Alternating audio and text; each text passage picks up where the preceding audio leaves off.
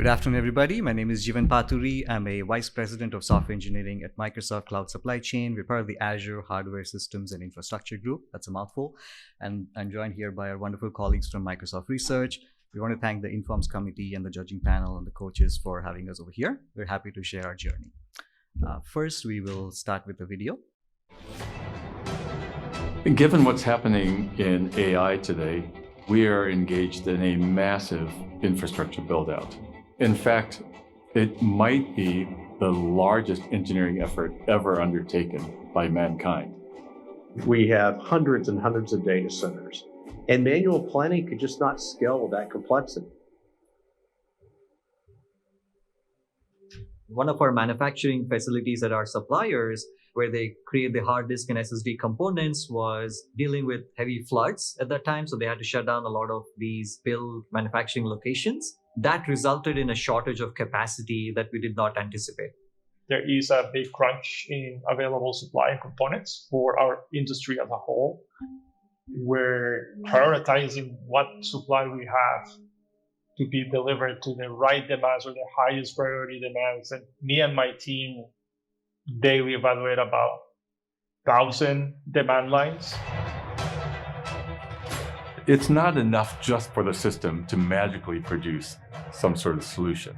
Think of yourself as the person receiving that information, and the machine just magically gives you some solution. And maybe you have to commit $100 million based on that. Are you willing to trust that? Our online world is powered by the cloud. When you search, shop online, stream music or video, browse the web, or use AI, your device is only a window. The real work is happening in the cloud. Data centers are the backbone engine of these activities.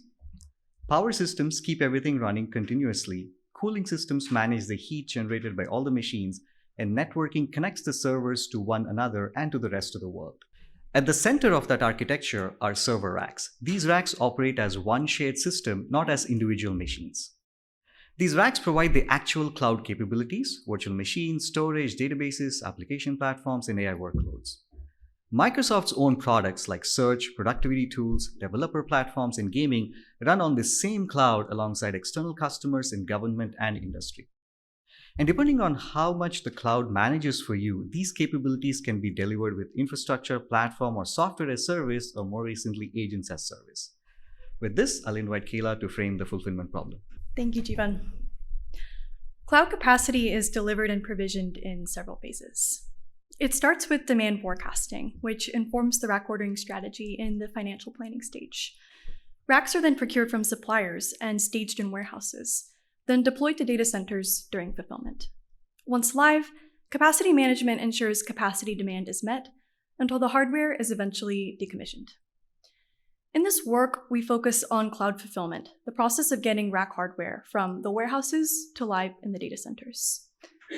Fulfillment is characterized by three main questions, namely, how to select the hardware that powers the capacity, where to ship the hardware in our fleet of data centers, and when the capacity should come online. Before 2019, fulfillment planning was performed manually with spreadsheet-based techniques. Humans would answer these questions for every demand line in the system. But we initiated a paradigm shift, productionizing the first operations research techniques in the cloud supply chain. Throughout the past 5 years, we have augmented the optimization with increasingly complex logic to avoid hundreds of millions in costs, among other benefits, supporting surging demand under supply constraints. In 2023, we augmented the explainability of this technology through a generative AI layer that leverages OptiGuide, answering our customers' natural language questions about the optimization. For complex results, each query was shown to save days of planners' and engineers' time. Let's begin by introducing our intelligent fulfillment service, which leverages optimization to achieve hyperscale cloud fulfillment. To understand the intelligent fulfillment service, we must get clear on fulfillment itself. We will illustrate the timeline with the life of a rack in Microsoft's cloud supply chain. The racks are manufactured and then stored at a combination of supplier factories in Microsoft warehouses. As racks are manufactured, the racks are allocated to data centers on behalf of hardware demands with schedule recommendations. Once fulfillment plans are frozen and finalized, the racks are shipped from warehouse to data center. Then the racks are docked, which is to say that they are received by data center technicians. From there, the racks are installed and the cabling is connected, culminating in the capacity coming live. Now imagine this: hundreds of data centers, several dozen external suppliers, tens of thousands of racks in inventory at any given moment, thousands of demand lines daily, and a detailed docking schedule for each, all the associated permutations under resource competition. Add a rolling time horizon, and manual planning is clearly stressful, time-consuming, suboptimal, and not scalable. And here's just one reason why manual planning becomes so complicated. Let's illustrate how slow fulfillment increases the capacity required to support our demand contracts. Our forecasting team predicts capacity demand, which has an increasing cone of uncertainty as time goes on. At the rack's projected live date, we obtain a predicted capacity utilization distribution, where the distribution support is determined by this cone of uncertainty. This distribution captures all the natural fluctuations in utilization that occur with factors like seasonality. Now, suppose fulfillment execution is slow. What's at stake? Racks take a while to allocate. We pick an inefficient shipment plan. The data center requires more time to prepare the space, and the live date is delayed. In other words, cycle time increases. When we dock further out into the future, the uncertainty of our capacity utilization forecast increases. More idle capacity is deployed to capture demand spikes, proportional with the demand uncertainty. We call this idle capacity hot buffers. If we don't deploy enough hot buffers, we risk customer service level agreement violation. So when fulfillment teams are slower to react, we spend more on hot buffer racks. We consume more power for this extra capacity, which produces more carbon emissions. Racks are sitting in storage for longer, resulting in more asset depreciation. And you add in potential data center resource fragmentation and a dynamically evolving tariff landscape, and the negative impacts can really start to add up. So this is where the intelligent fulfillment service comes in. Leveraging mixed integer linear optimization, the intelligent fulfillment service avoided costs amounting to hundreds of millions of dollars annually. IFS generated fulfillment plans that cut cycle times by over half, compared to non-optimized plans. These cycle time reductions mitigated enough hot buffers to save tens of thousands of megawatt hours in power, and tens of thousands of metric tons in carbon emissions annually. So now that we've enumerated the benefits of the optimization, let us now walk through the challenge of gathering the buy-in with stakeholders. IFS must synchronize a dozen different business requirements with the often competing incentives of many corners of our business. IFS balances high demand fulfillment, docking timeline quality, fulfillment speed, sustainability, inventory management, and cost avoidance. These requirements must be calibrated against the expected behavior from our users, who serve many different roles in the supply chain. So what was the process of translating this tacit business knowledge into optimization? Consider an example where we illustrate a trade-off in the optimization, and our business side must choose which scenario they prefer. Suppose there are enough hardware resources to match with all of the demands. The higher priority demand is free to go with either supply. However, due to compatibility restrictions between the hardware and the demand specifications, the lower priority demand is only compatible with the supply that's available sooner. Now suppose the business would prefer to maximize the number of demands receiving allocation. Docking timelines of higher priority demands could suffer. Here, the higher priority demand docks in 2 months because the supply that's available now was only compatible with the low priority demand. Alternatively, suppose the business wants to ensure that hot customers receive the highest quality docking timelines. This policy will move these hot customers to the front of the line, but will require special attention to the less urgent demands which might receive an uncertain docking timeline. So next, we needed to translate all of these business requirements into decisions, constraints, and objectives. Each customer enters capacity contracts. Partner teams translate those contracts into hardware requirements, docking due dates, and target geos. The goal is for each demand to dock on time, which can only occur if they receive hardware and data center resources. So to generate a fulfillment plan, each demand D receives a dock date T, data center resources R, and hardware supply S. So these binary decisions are the core variables in our optimization models. We took the physical constraints, operational processes, and trade-offs surfaced by our business teams and formalized them into the optimization.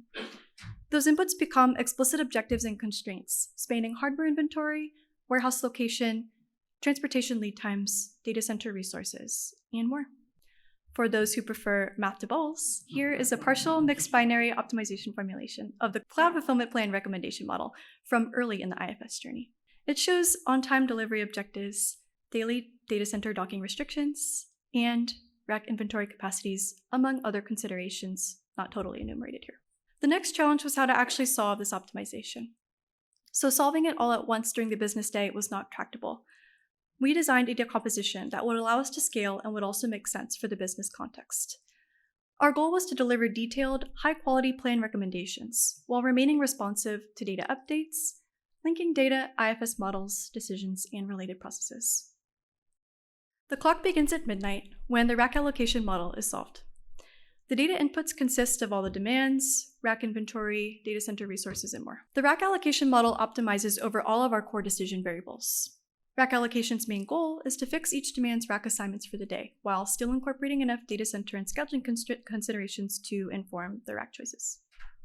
It factors in hardware compatibility, rack inventory capacities, geographic redundancies, and tariffs. The model typically takes about an hour to solve, running at night to incur minimum disruption for our planners. The dock scheduling model takes these rack decisions as inputs and further refines the data center and docking decisions. The dock scheduling model is much more agile, solving in less than a minute with 10 times fewer variables. Planners view the plan recommendations and perform manual overrides if necessary. Simultaneously, dependent services trigger automatic workflows like docking notifications and manufacturing updates. Both planner and system activities affect IFS input data. The plans become stale as time passes. At a set schedule each day, IFS reruns the dock scheduling model to reintegrate these data updates into the plan recommendations. The process repeats a few more times throughout the day, man and machine working together to deliver the cloud. Our decomposition enables IFS to successfully update decisions in a timely manner, on a rolling horizon, while still delivering high-quality plans given the dynamically evolving business context. Along the way, we tended to the optimization to ensure it would scale with the surging demand for cloud capacity. This orange line represents the number of demands in IFS scope over time, and the blue line represents the number of variables in our rack allocation model. Here are just a few examples of our innovations. Demand, racks, and data center resources are assessed for complex compatibility considerations, like geography, hardware, power, and customer requirements. Our optimization runs over a large compatibility graph, linking thousands of cloud orders, tens of thousands of racks, and hundreds of data center options, with edges defined based on this compatibility. As demand and rack supply grew rapidly in summer 2024, the variables in rack allocation grew by an order of magnitude, and the model struggled to converge. We addressed this by explicitly pruning a higher volume of first-order infeasible plans, such as power infeasible demand data center pairings, or dock dates that violated lead times for a given demand rack data center group. We reduced variables by 6 times, brought optimality gaps back to healthy levels, and implemented a more detailed optimizer health dashboard. By mid-2025, graph pruning alone was not enough to onboard GPU allocation into IFS, so we had to make a structural change. Historically, racks arrived as fixed bundles, which forced demands to match bundle sizes exactly and stranded usable inventory. We moved from these bundles to pooled inventory by grouping homogeneous racks by supplier, location, and product. This reduced symmetry, increased feasible matches, and simplified the graph. To achieve this reformulation, we embarked upon a Herculean data pipeline re-architecture, involving the deprecation of an entire dependent service. Despite a 5-fold increase in demand and a 3-fold increase in inventory, model size stayed stable and solve time even dropped, which enabled GPU allocation within IFS. Now, this brings us to the production side. I'll now highlight the IFS impacts. Through explicit optimization, IFS cut cycle times by over half compared to non-optimized plans. Because IFS scope assignment is driven by operational and business constraints rather than randomization, controlled A/B testing was not feasible. So we used propensity score matching to assess the significance of this result.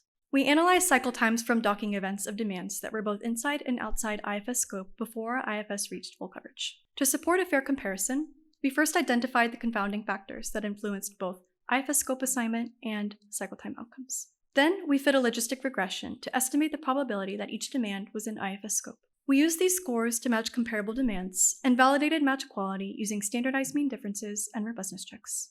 And finally, we conducted one-tailed t-tests on the match samples to confirm that demands handled within IFS experienced significantly faster fulfillment. Our partner hot buffer teams conducted a tailored simulation to assess how many additional hot buffer racks would be deployed annually if all rack dockings experienced non-IFS cycle time levels. At the scale of our business, these cycle time reductions mitigate tens of thousands of megawatt hours in power consumption by the extra hardware and avoid the subsequent tens of thousands of metric tons in carbon emissions every year. We also calculated rack depreciation cost avoidance based on the cycle time improvements IFS made over non-optimized plans. But IFS financial impacts don't stop with cycle time. They run the gamut from prioritizing aged inventory on both the rack and networking sides, tariff avoidance, and demand consolidation onto the same data center resources. These cost savings were assessed with before and after optimization simulations for feature impact calculation. We related this aggregate annual cost avoidance to total IFS rack deployments. It added up to 10% of the rack costs, offsetting hundreds of millions of dollars annually. As our business kept growing, it was very obvious that the kind of approaches we had with our automation was not going to be sufficient. Now here, the system is actually making all the complex decisions. It's going through multiple permutations and coming up with the best plan, where the planners can now have the confidence that they can rely on what the system is telling them. Before we had our intelligent fulfillment service solutions, the amount of time it took us to deliver capacity used to be in a matter of many, many weeks, right? After we had the solution, the time it takes to deliver the capacity has shrunk to just a few days. We also use less inventory, we're far more efficient, and avoid large pools of idle hardware. Our planning has also become more consistent and reliable, helping us meet our service goals while also controlling our cost.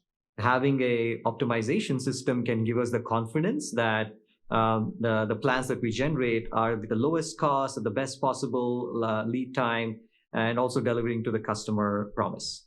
So now I'll pass it to Konstantina, who will walk us through the next part of our IFS journey. So the intelligent fulfillment service showed us what is possible when we optimize cloud fulfillment at global scale. But delivering optimal plans is only part of the story. When we are dealing with demands, each one worth more than a house mortgage, you can imagine how many people are responsible for making sure everything goes according to plan. These people are our supply chain planners, the users of our service. So what happens if they run into issues and need to explore alternative scenarios?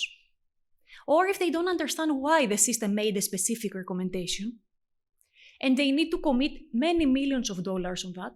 Planners may have all sorts of questions. For example, can a demand use a different supplier? Or is there a way to fulfill it in the first place? Can we dock a demand on a different date? Or can we make sure it arrives on time? What's the impact of moving it to a different data center? And answering these questions is not easy. Take a particular planner question. Why is demand 1 using supply A and not supply B? The planner cannot simply assign supply B to the demand and see what changes. Supply B may already be used by a different demand, so now we need to find a new supply for that demand, which again might be used elsewhere. At the same time, the change of supply may trigger a delay in the docking of the demand, say if the new supply is far away. But due to throughput constraints the data center, a demand that was docking on that day may now have to move to a different data center, or it will get very delayed otherwise. This can cause other demands to not fit due to lack of space and power. And this sort of domino effect can very easily end up affecting a big part of the supply chain plan. So as you can see, it's not at all easy for the planners to interact with the supply chain plan, either to understand why its decision is being made or to explore different scenarios. In fact, for many of these scenarios, one would need to invoke again the optimization algorithm to re-optimize under the different conditions. As a result, until 2023, asking one of these questions triggered a long and painful process. A planner would open a ticket. That ticket would bounce between product managers, engineers, and business stakeholders. Eventually, an on-call engineer would dive deep into the system to figure out what happened or help explore different scenarios. On average, it took 2.5 days to get an answer to a single question. At the scale of Microsoft's cloud supply chain, that was simply not sustainable. To address this challenge, we designed OptiGuide, a generative AI-powered framework for interacting with optimization technology. OptiGuide enables asking questions in English about the supply chain plan, including what-if questions. It uses large language models to take a user question in plain language and help to properly invoke the optimization algorithms or tools to generate the answer. For example, if a planner asks if it is possible to dock a delayed demand on time, OptiGuide takes this question, and using LLMs, it introduces an optimization constraint that forces the demand to dock by its ideal dock date. After this modification of the optimization code, OptiGuide runs the optimization tool and then uses LLMs again to translate the optimization solution to English. For example, it may say you can dock it earlier, but the cost will increase by 2%. In other words, from English to optimization, back to English. Importantly, from a security standpoint, the bulk of the data of the user does not need to pass through the LLM. It can stay in-house. OptiGuide was deployed in production in 2023 as the IFS AI assistant. Let's now see this exact user question in action. Here, a planner is reviewing a production plan generated by IFS. So any gray rectangles you'll notice are used to redact confidential information. So the planner asks a simple question. Does a particular demand dock on time? OptiGuide surfaces the production decision from the optimizer and shows that this demand will be delayed by 18 days. The planner then asks, what if this demand docked on time? OptiGuide recognizes this as a what-if scenario and automatically triggers a new optimization in the background. When the optimization completes, OptiGuide summarizes the outcome in plain language. First, the scenario is feasible. Forcing this demand to dock on time increases the overall objective by 1.76%, which gives an immediate sense of the trade-off. OptiGuide then explains why. To dock on time, this demand had to switch supply. There is no net supply loss, but dock dates shift across other demands. In this scenario, about 70 demands are slightly delayed and 16 are accelerated. Most delays are small, with a median of 1 day, and no high priority demands are affected. The requested demand is accelerated by 18 days, exactly as prompted. So the planner can clearly see the cost of their choice. Many small impacts across the system in exchange for a meaningful acceleration for a critical demand, and decide whether it is worth it. This is an example of how OptiGuide turns optimization into an interactive decision tool, helping planners explore what-ifs, understand consequences, and decide with confidence. And now the big question. As is the case with any LLM-based solution, how can we ensure that it is reliable, accurate, and trustworthy? This question has been top of mind since we started developing OptiGuide. However, back in the early 2023 when we started, ChatGPT had just come out, so there were no available benchmarks, no evaluation methodology for this type of tasks. So we built one. We created a benchmark on diverse application domains, for example, supply chain, workforce assignment, traveling salesman problem. For its application, we handcrafted multiple types of questions. For example, for supply chain, we had questions on demand increase, using different supplies, shipping cost changes, and so on. Along each question, we also wrote the correct code that is required to answer it. Then, for each question, we used paraphrasing and macros to create large diversity in the natural language part of the question, while maintaining the correctness of the code that we had handcrafted. We open-sourced this benchmark back in 2023 along with our technical report. We also designed a comprehensive evaluation methodology, looking at multiple strategies for providing examples to the LLM. This included both in-distribution evaluation, where we give examples from the same question type to look at performance in familiar tasks, as well as out-of-distribution, where we give examples of other question types to test generalizability.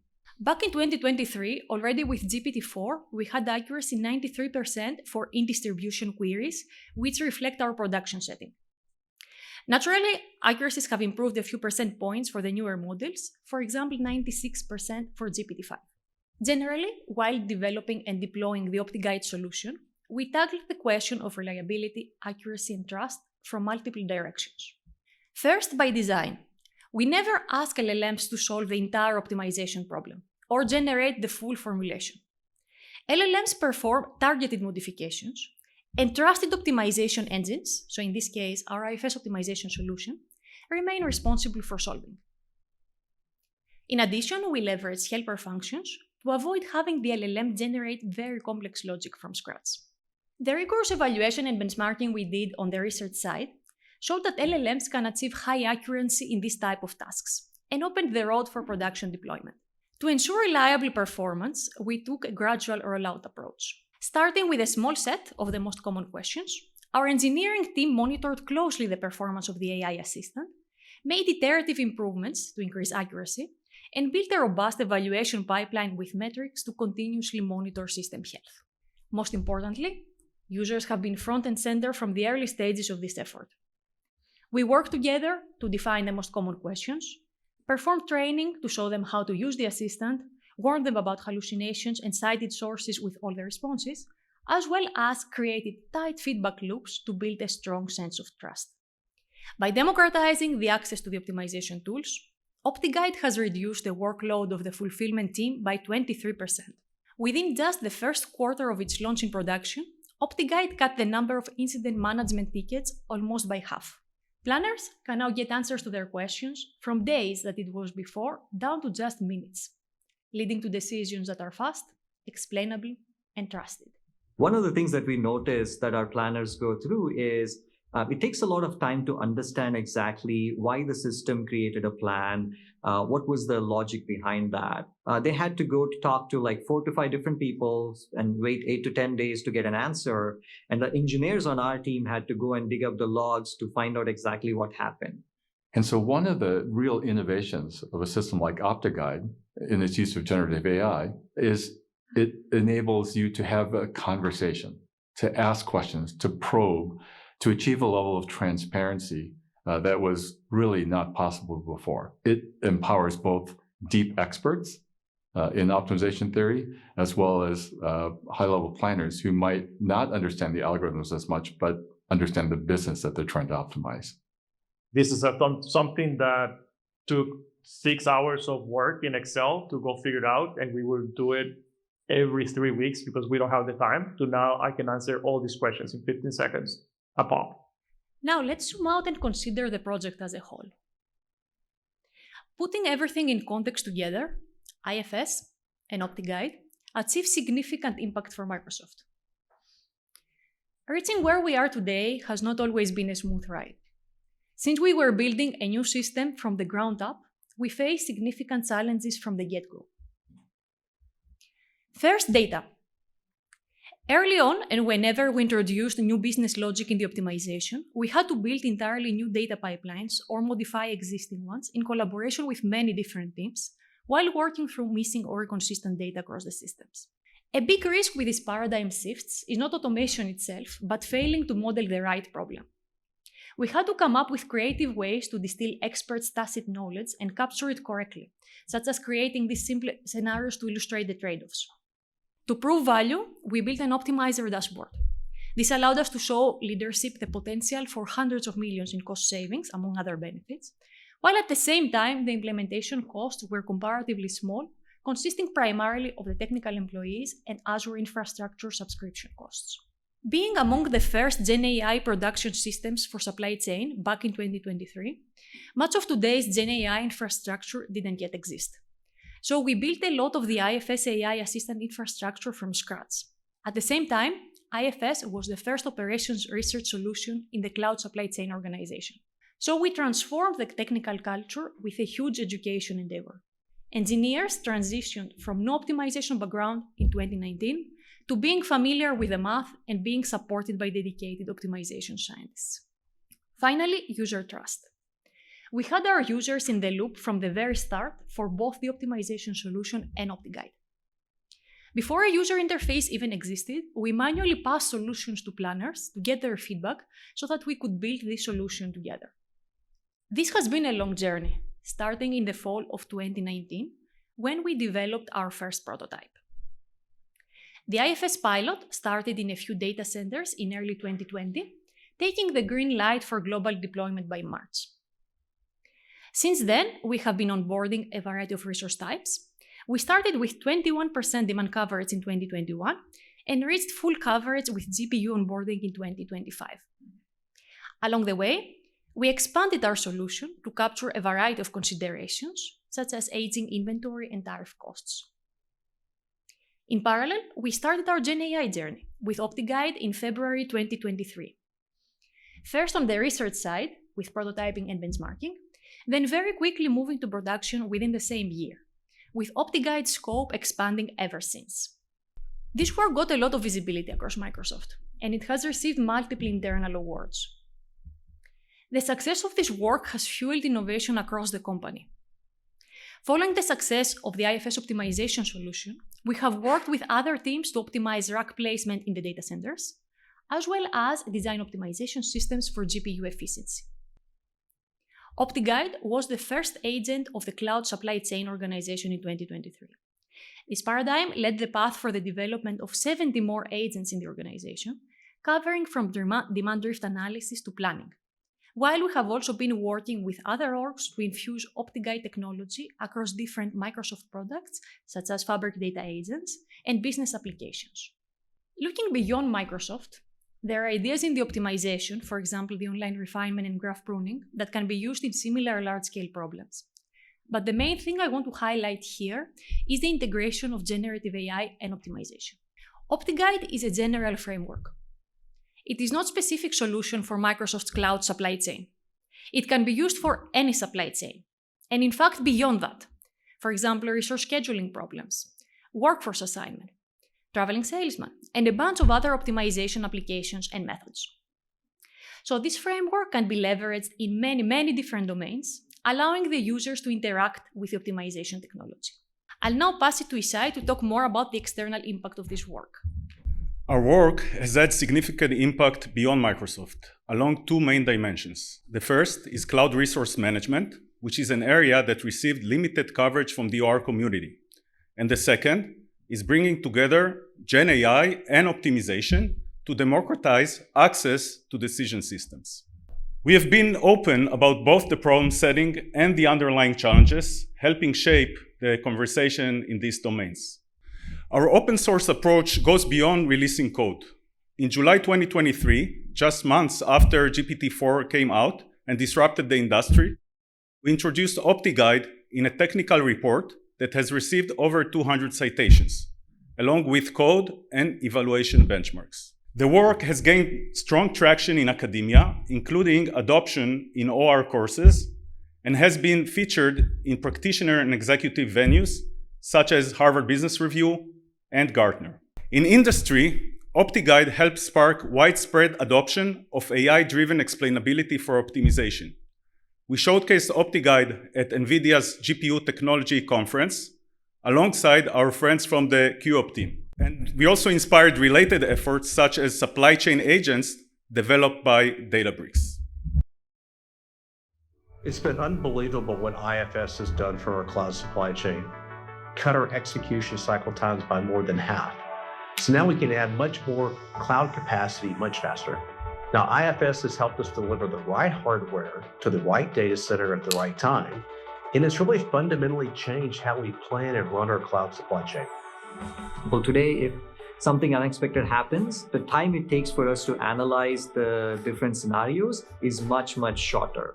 So if we had another natural disaster at one of our manufacturing facilities, I think with our IFS and OptiGuide framework, we're in a much better shape to react. What I find remarkable and beautiful is that this work is both theoretically deep and deployed at scale. It influences Microsoft's own operations as well as those of some of our customer systems. Instead of handcrafting heuristics or static models, they've built systems that combine deep optimization theory with modern machine learning and, of course, more recently, generative AI. Importantly, this work doesn't replace operations research, but extends it, thus making it easier for people who are less familiar with new methods to integrate and adopt it in real-world settings. Thank you very much. Happy to take questions. Thank you. Thank you.